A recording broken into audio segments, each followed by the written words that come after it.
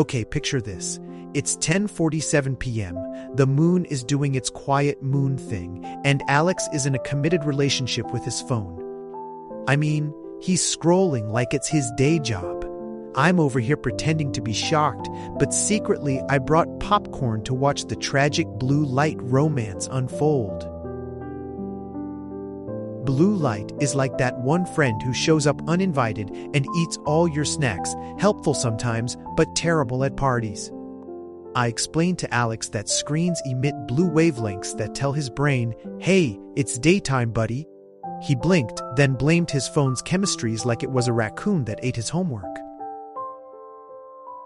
When I tell Alex arousals here, I don't mean the stuff from rom-coms. I mean brain wakefulness.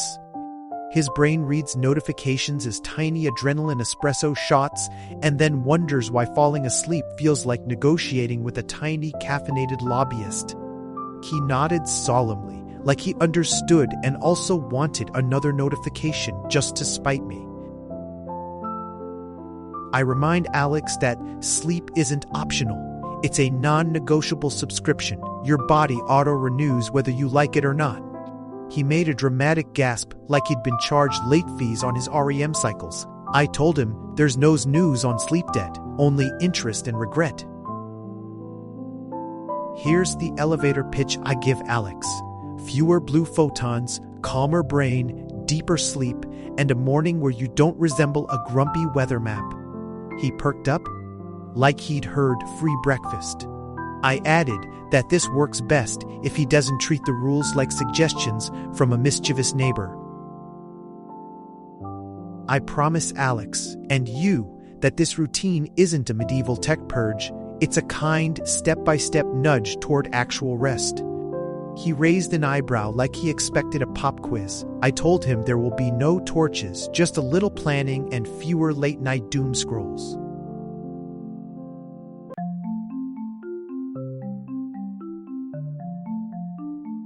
I tell Alex, melatonin is your brain's lights-out messenger.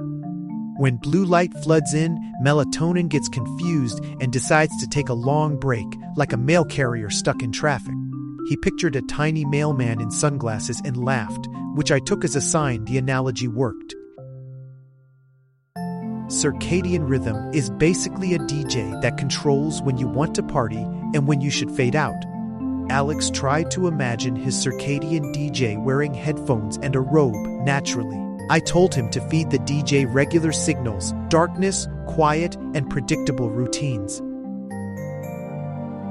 Alertness and sleepiness play tug-of-war in your head, and phones are the team that keeps adding heavier ropes. I describe how every ping is like a coach yelling, "Fight!" and Alex nodded like he'd just seen his team upended.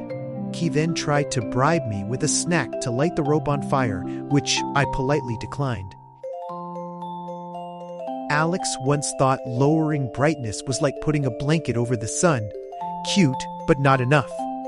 I explained that most screens still emit blue light even dimmed, and he reacted like someone who just learned their blanket is a very thin sock.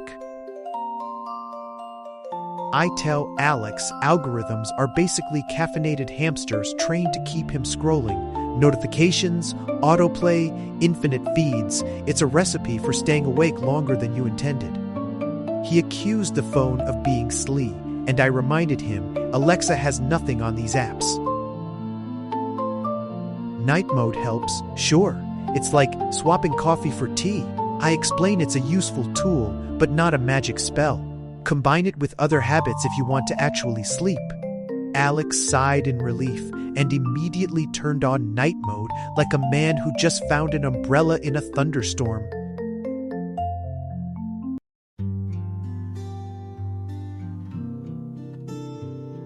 I tell Alex to start the countdown 90 minutes before bed. Yes, set an actual timer, because his "I'll know when I feel sleepy" plan is adorable and ineffective. He pretended to scoff, but secretly opened his phone to set an alarm as I spoke. I praised him like a dog, and he wagged his imaginary tail. At 90 minutes out, Alex toggles off push notifications like a person hitting a giant Do Not Disturb button for life. I tell him it's not dramatic, it's practical. He looked relieved, then suspicious, like someone who'd just canceled a subscription and expected a guilt trip email.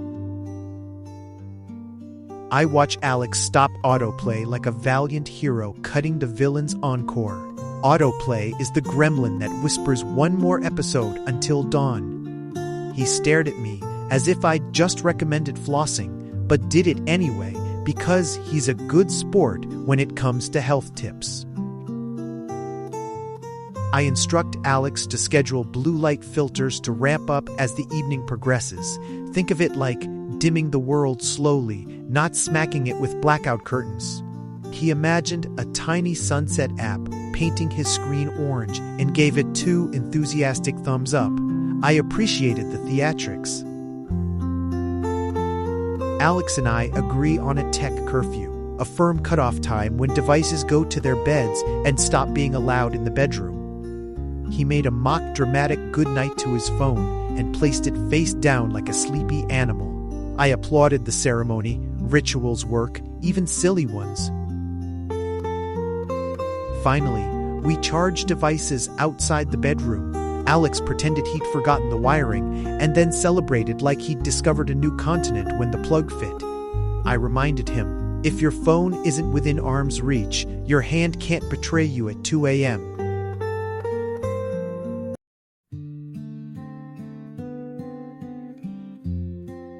I guide Alex through a 5-minute stretch that looks like a confused interpretive dance, but works wonders. He flopped on the mat like a sleepy seal, then actually seemed calmer. I reminded him, it's not about flexibility, it's about signaling calm to the body, which is less dramatic and more effective than dramatic sighs. I hand Alex the world's most soothing cup of herbal tea, metaphorically, and explained why warm drinks help. He inhaled the steam like it was scented with serenity and not just chamomile. I tell him to skip the caffeine espionage after mid-afternoon unless he's a vampire with a job. We swap bright overhead lights for warm, amber lamps. It's like putting the room in a cozy filter. Alex dimmed the main light as if performing sorcery, and I applauded his commitment to ambiance. I told him his plants wouldn't judge, but his circadian rhythm will send a thank you card. I advise Alex to read something mildly boring. Think manual-level prose, not thriller-level adrenaline. He protested like a child asked to eat vegetables, then admitted he drifted off reading a gentle essay 5 nights in a row. I told him that's working. Boredom is the new good sleep hack. 10 minutes of jotting down 3 good things and 1 task for tomorrow helps Alex offload his brain. He wrote like he was gossiping with a very organized friend. I told him to keep it short. This is offloading, not the next great American novel. I lead Alex through a 4-7-8 breathing exercise. It's a nice, portable legal sedative that doesn't require government paperwork. He inhaled like he was inflating a small balloon and exhaled like he was deflating a stubborn mattress. By the 3rd round, he was almost insultingly relaxed.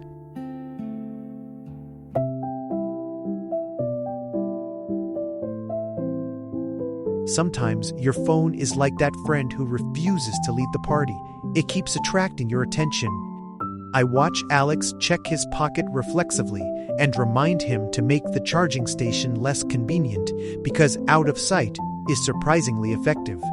He huffed like a man giving up a secret vice and then put his phone in a drawer, triumphant. If social media keeps snagging you at night, I suggest a tiny but cruel trick. Log out before your curfew.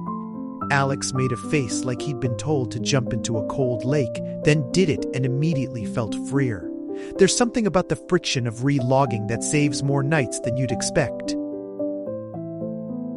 For nights when stress wrecks sleep, I recommend a shorter, softer routine, fewer tasks, more calming repetition. Alex tried to summarize his worries to a notebook like a tiny lawyer and felt lighter after. I told him that sometimes the goal is to not spiral, rather than fix everything tonight, which he called a very reasonable policy. When Alex wakes in the middle of the night, I tell him to avoid screens like they're tiny accelerants for panic. Instead, sit up, do a calming breathing cycle, jot a one-line note if necessary, then go back to sleep. He practiced once and swore he felt like a responsible adult temporarily. Alex's cat likes to sprint at 3 a.m., and his partner checks email just for a second, both legitimate threats to sleep. I coach negotiation tactics, soft boundaries, shared routines, and a little humor to keep things friendly. Alex promised to bribe the cat with treats and to draft a gentle lights-out pact with his partner, because apparently marriage is now signed in bedtime memos.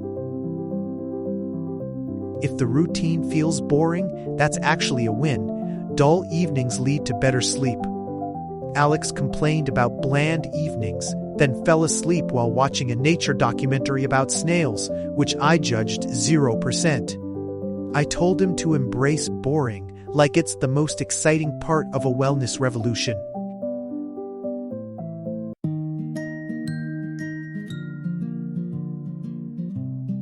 I encourage Alex to track sleep trends, not nightly micrometrics. Looking at weekly patterns beats panic over one bad night. He downloaded an app and then immediately deleted it because I said, not obsessively, progress. We both laughed because nuance is hard when there's a shiny graph involved. We high-five, metaphorically. Alex's hands are dramatic every time he makes it through curfew. Small wins accumulate into big change, and he kept a sticker chart like a proud child. Stickers optional, but encouraged. I told him each sticker is basically an award for resisting doomscrolling, which sounds more exciting than it is, but still effective. I list a few practical tools: scheduled blue light filters, focus modes, and a modest alarm clock that doesn't try to be your therapist. Alex tried an analog alarm clock and described it as shockingly satisfying. I reminded him not to turn every tool into drama. The point is convenience, not addiction to settings. Weekends are for reprieve, not for obliterating routines entirely. We recommend gentle flexibility. Alex declared Saturdays digital lazy days with permission to linger a little later. I agreed, because life needs treat evenings, but reminded him to return to the routine with Monday-like grace. If sleep problems persist despite good habits, I tell Alex it's wise to seek professional help. A therapist or sleep specialist can help untangle persistent issues. He nodded like someone accepting adult advice, which is delightful and rare. I reminded him that asking for help is actually braver than pretending coffee can fix everything. On the final night of our experiment, Alex turned his phone off at curfew, lit a warm lamp, read for 20 minutes, and slept like a champion. I gave him 2 bonus hacks: a simple morning light routine to cement circadian rhythm, and a pre-commitment device, yes, like placing your phone in a locked drawer if you must. He thanked me like I'd saved his dignity, which I did, obviously.